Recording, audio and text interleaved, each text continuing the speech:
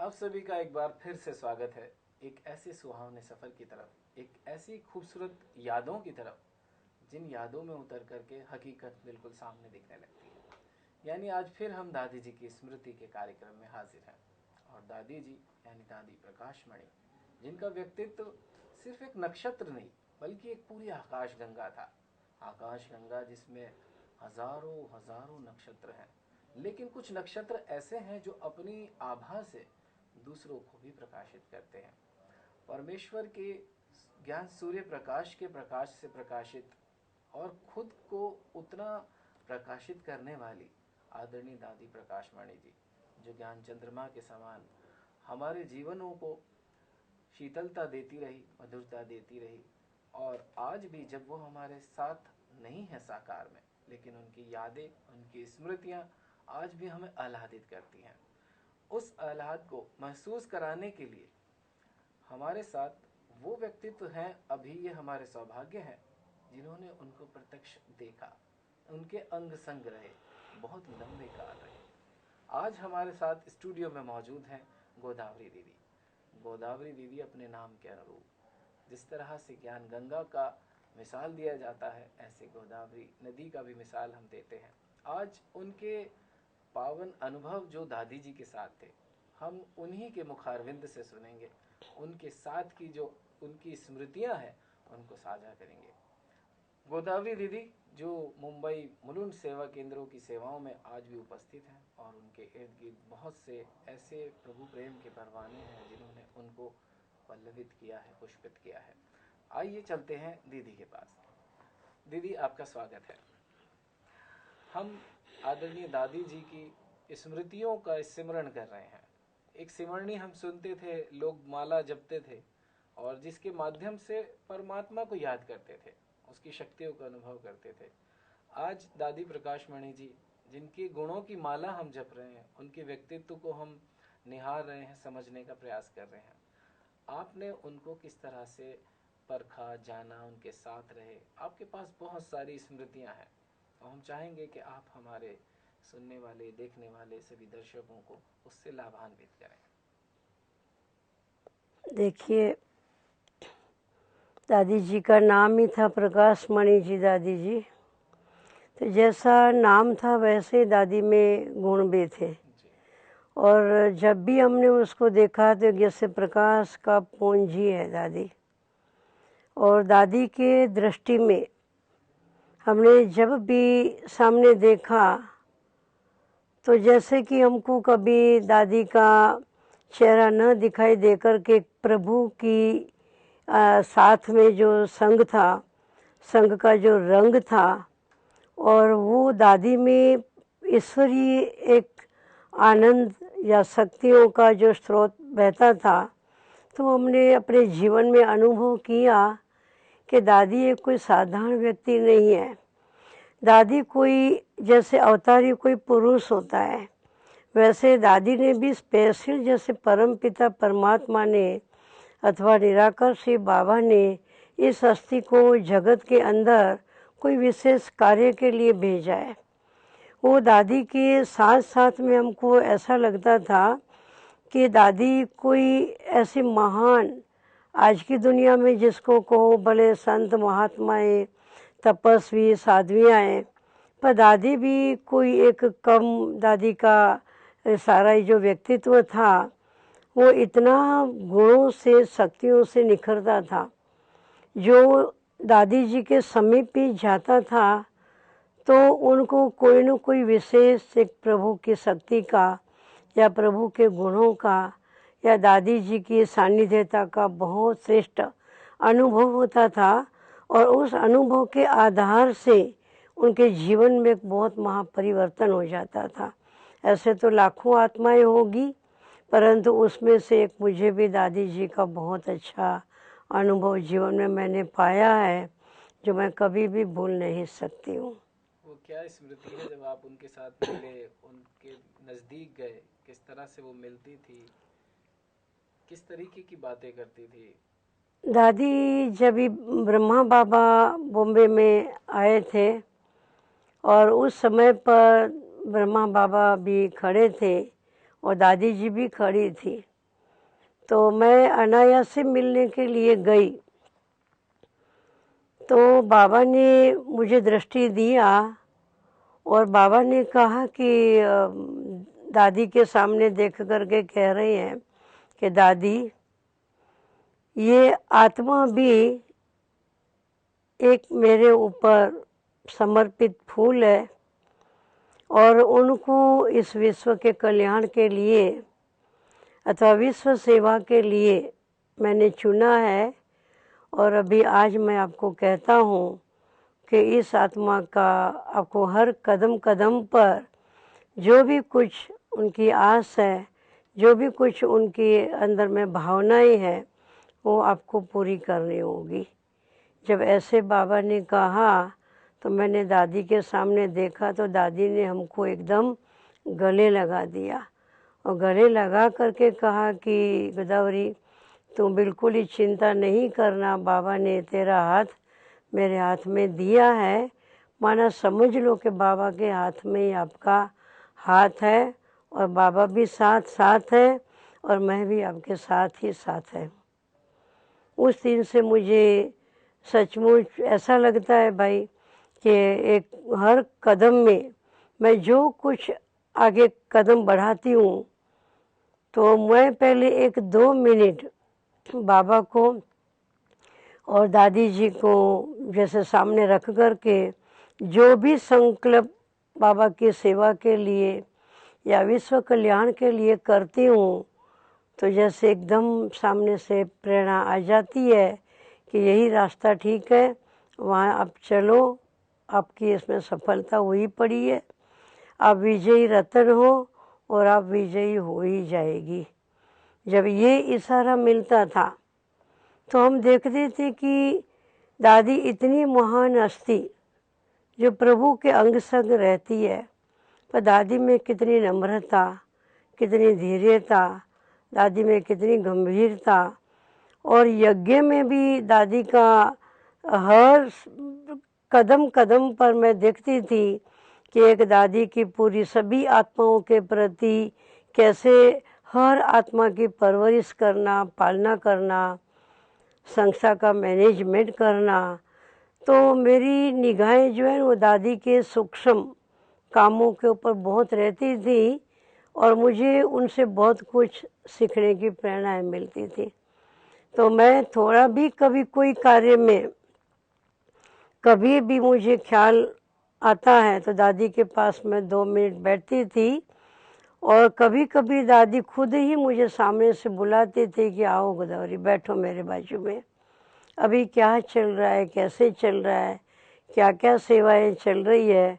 जब भी दादी ऐसा प्यार से बुलाती थी, गले लगाती थी, तभी हृदय तो गदगद होता ही था, लेकिन आंखें भी जैसे कि एकदम स्नेह से भर जाती थी कि सचमुच ये दादी का कितना हृदय विशाल है, बुद्धि कितनी दूरांदेशी है और हर आत्माओं के ऊपर इनकी निगाह कितनी दूरांदेशी से जाती है कि ये एक प्रभु की आत्मा है और उनको ऐसा ऐसा कहने से वो ये बात जरूर करेगी ही।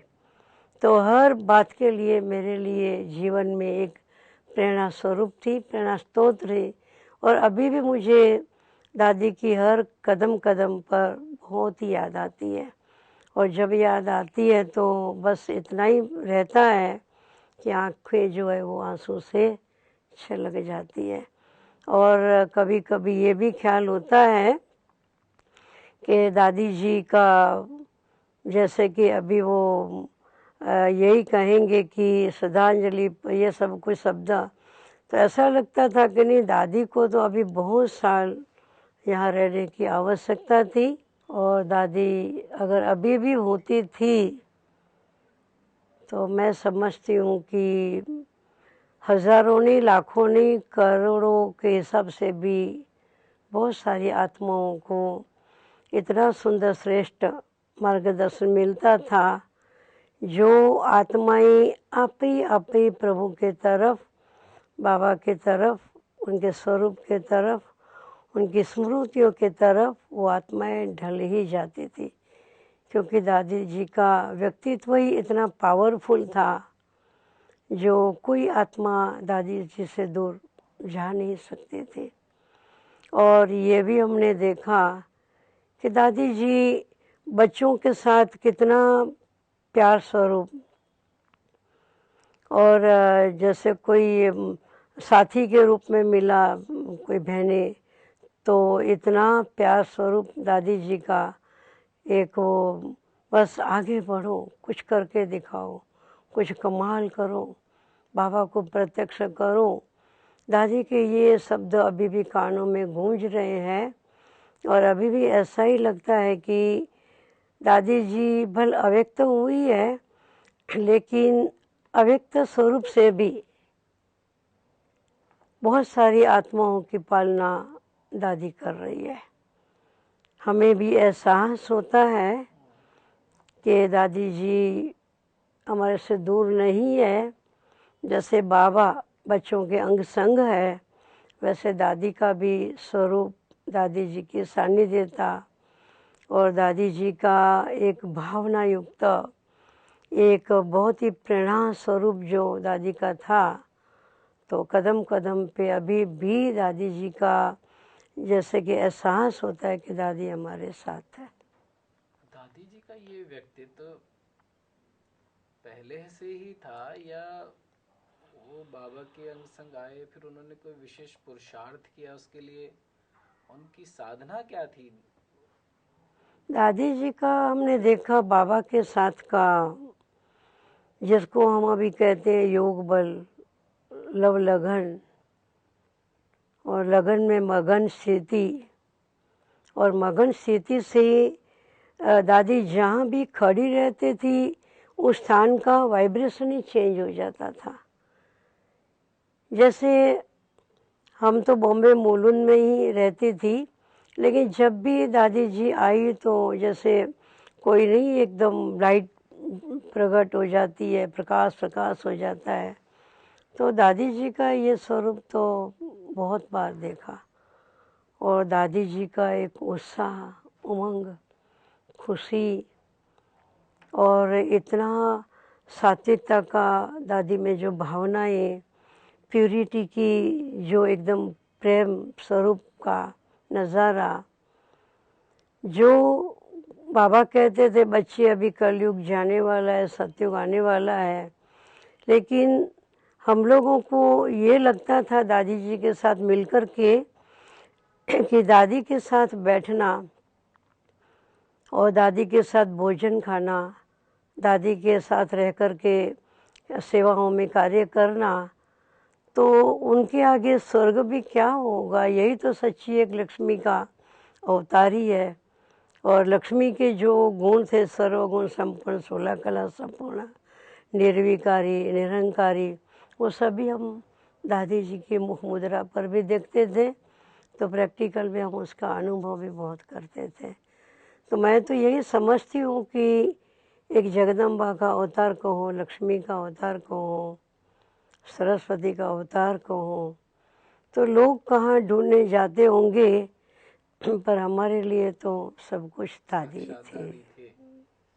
जैसे मातेश्वरी जी के अनुभव में हम सुनते आए हैं कि लोग बड़े ही उद्दंड और बहुत ज़्यादा आक्रोश में होते थे, और जब उनके सम्मुख पहुंचते थे, कई जगह के किस्से ऐसे सुने हैं, और उनके सम्मुख पहुंचते ही वो बिल्कुल शांत और शीतल हो जाते थे।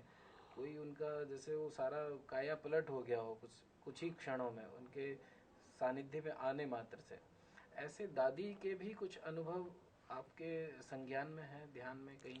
ऐसे बहुत सारे व्यक्ति आते थे, सभी तो एक सरीखे नहीं होते हैं। किसी में तामस भाव होता है, किसी में राजस भाव होता है, किसी में सात्विक भाव से काफ़ी आत्माएं आती थी, परंतु कोई ऐसा वैसा कोई भी प्रकार का भाव लेकर के आए और कुछ भी पूछने के ख्याल से भी आए, पर दादी अपने हमेशा विचारों में तटस्थ रहती थी। उनकी एक निर्णय करने की शक्ति, परखने की शक्ति, तुरंत यस व नो, उस आत्मा को ऐसा इशारा दे देती थी कि आप एक काम करो, आप केंद्र में जाओ, पहले योग साधना सीखो, बाद में दादी जी को जरूर मिलना। तब तक तो वो आत्मा काफ़ी परिवर्तन हो जाते थे और दादी जी के सामने भी उनका चेहरा बदल ही जाता था। और कुछ समय के बाद ही वो आत्मा कहती थी कि दादी आप तो जैसे हमको ऐसा लगता है हमारी माँ ही हो आप। तो एक मातृ शक्ति का अनुभव भी दादी में बहुत होता था। आपने मम्मा क्या का महसूस तो किया देखा ही दादी के हमने। साथ? आपकी सखी के जैसी लगती थी, आपकी माँ के जैसी लगती थी, आपकी दादी में हमने बहन के जैसे थे? मातृ स्वरूप भी देखा, सखी स्वरूप भी देखा, और पालना की रीति से जैसा समय होता था वैसा दादी हमारी हर आशाएं पूरी करने वाली, जो लौकिक जगत में कहते हैं आशा पूरा माँ एक यादगार है। जी जी। तो हमने दादी को वो भी शब्द दे सकती हूँ कि ये सचमुच पूरे विश्व की एक आशा पूरा माँ की तरह ही दादी थी। सभी की आशाएं, दादी हंसते हंसते गाते गाते ऐसा नज़ारा बदल देती थी जो मैं समझती हूँ कि आज के विश्व के अंदर ऐसी आत्माएं कोटों में कोई भी मिले तो बड़े भाग्य की बात है। आपके पास तो उनके जीवन की बहुत सारी घटनाएं हैं, उनको आपने देखा है। आज जबकि वो हमारे साथ साकार में नहीं है, तो आपको उनकी यादें, उनका प्रेम जब याद आता है तो वो कौन सी ऐसे यादें आपको खींचती हैं? जब आप उनके साथ कभी बैठे थे, उन्होंने आपके हाथ पकड़ा या कुछ ऐसा फील कराया कि जो आज भी एकदम रोमांच खड़े कर देता है, ऐसे कोई क्षण? साथी का रूप, साथी रूप में ऐसा साथ निभाया है इतना लंबा समय आपके साथ, तो फिर आज क्या कहेंगे? आज ऐसा होता है कि जैसे कोई बहुत ही निकट का साथी होता है, छोड़ के चला जाता है, तो फिर ये भी होता है कि दादी हमको छोड़ के तो नहीं गई है, लेकिन साकार में हमको उसकी जैसे कमी महसूस हो रही है। फिर हम जब बाबा की याद में बैठते हैं तो बाबा मुलाकात करवा देता है, तभी भी हम दादी को गले माना लग करके हमारी दिल की भावनाएं प्रस्तुत करते हैं कि दादी आप ही बताइए, बस हमें सदैव आपकी दुआ चाहिए, हमारे हर कदम में आपके आशीर्वाद चाहिए, और आप जैसे प्रभु भी, श्री बाबा भी हमारे रक्षक है, शिक्षक है, वैसे ही आप भी सदैव यही हमारे साथ ही साथ रहो, और हमारी जहाँ भी कुछ कमियाँ दिखाई देवे, गलतियाँ दिखाई देवे, तो हमको आप निश्चिंत होकर के बता सकते हो। परंतु यह जीवन जो हमने प्रभु अर्थ दिया है और विश्व की कार्य अर्थ दिया है, इतनी सात्विकता, नैतिकता, पवित्रता और इतना दादी में जी में जो एक गुणों की हमको सकाश मिलते रहते थे, और वो भी अंतर को छूती थी दादी जी की सूक्ष्म भावनाएं। तो उस कारण भी ऐसा होता था कि जैसे दादी राहत दिन सभी के कल्याण के लिए प्रयास करते रहते थे, तो वो एनर्जी हम बच्चों को भी दे रही है कि आप भी अभी वही कार्य में परमात्मा का, शिव बाबा का, नई दुनिया की स्थापना का इतना विस्तृत बेहद का कार्य चल रहा है तो इस कार्य में कभी भी अपने दिल को छोटी नहीं करना है। कोई कैसी भी आत्मा आए, लेकिन उनको एक प्रभु की आत्मा, प्रभु का बच्चा समझ करके उनको अच्छा मार्गदर्शन देते रहना, ताकि वो हमेशा एक प्रभु की साइड पकड़ करके वो निर्विघ्न चले और उनके जीवन में कुछ शांति का, खुशी का अनुभव हो। आप दीदी बॉम्बे में रहे हैं, दादी भी बॉम्बे में रही थी, और ये सभी को विदित है कि आखिर के दिनों में दादी को बीमारी के कारण बॉम्बे में काफ़ी इलाज लेना पड़ा था, रहे थे। उस समय आप मिले होंगे उनसे? बहुत बार मिले। क्या उनकी उस टाइम पर हमको घड़ी घड़ी खींच होती थी कि अंधेरी हॉस्पिटल में थी बॉम्बे के, तो तभी ऐसा होता था कि जा कर के अभी कभी दादी को मिल के आवे। तो जब भी मिलने के लिए जाते थे और देखते थे, तो हमको ऐसे जब भी दादी का चेहरा नहीं देखा है तो लगता था दादी को बहुत तकलीफ़ हो गई होगी। फिर जब भी दादी के सामने जाते थे तो हंस करके दादी ऐसी बात करती थी मुस्कुरा करके, जैसे दादी को कुछ है ही नहीं। और कभी कोई डॉक्टर भी पूछता था, दादी जी आपको क्या क्या हो रहा है? बोले मुझे तो कुछ नहीं हो रहा है, मुझे तो और भी कोई और लोग बीमार लग रहे हैं, मैं तो एकदम रेडी हूँ, अच्छी हूँ, कुछ नहीं है मुझे। तभी ऐसा लगता था कि कमाल है उन्हों की कहाँ तक देह भान छूटा हुआ है और कितनी विदेही स्थिति है। दादी जी का त्याग, तपस्या, सेवा और उन्हों की इतनी पवित्र भावनाएं, उसके आगे आज का मानव जैसे लगता है बहुत दूर लग रहा है। परंतु अभी समय ऐसा है जो अभी दादी जी के ऐसी भावनाओं को देख कर के बहुत समीप आने का, रहने का और कुछ जीवन में पाने का समय आ चुका है।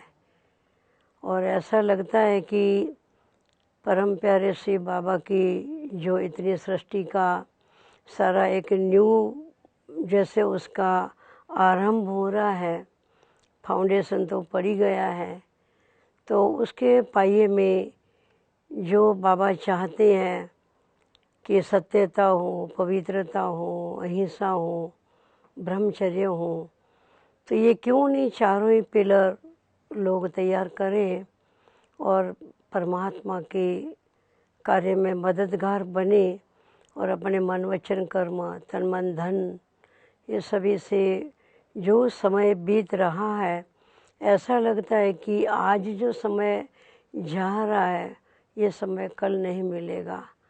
तो इसलिए दादी जी हमेशा कहती थी कि जो कल करे सो आज कर, आज करे सो अब कर, अगर अब नहीं तो कब नहीं।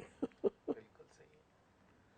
आदरणीय दादी जी की अनेकों गुणवत्ताएं, अनेकों विशेषताएं, हर एक के पास अपने पर्सनल अनुभव और उन अनुभवों के आधार से जीवन को दिशाएं, ये स्पष्ट नजर आता है।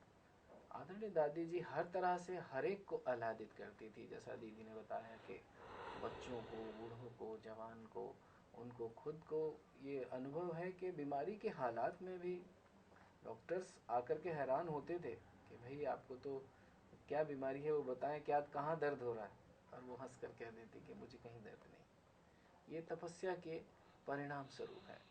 ये कोई सिर्फ ऐसे नहीं कि आदमी कह दे कि हाँ जी नहीं है, लेकिन ये महसूस होता है कि उस व्यक्ति ने अपने जीवन में कितना अपने आप को विदेही बनाया, इस शरीर से अलग होने का अभ्यास उसने कितना किया है, शरीर की कितनी पीड़ाओं को वो अलग करके अपने आप को भिन्न दिखा सकता है। ये तपस्या से होता है, और दादी जी तपस्या की मूर्त थी, हर एक का अनुभव है। हम बड़े शुक्रगुजार हैं आदरणीय गोदावरी दीदी जी के, जिन्होंने आज हमारे साथ अपने जो स्मृतियों का ख़जाना था खुले दिल से हमें शेयर किया, और हम भी इन स्मृतियों के ख़जाने का अपने ज़िंदगी में ज़रूर लाभ लेंगे और दादी जी को नमन करते हुए अपने जीवन को आगे और आगे बढ़ाते रहेंगे। आज के इस सफ़र में इतना ही। दादी जी की स्मृतियों में हम फिर रमण करेंगे। धन्यवाद। ओम शांति।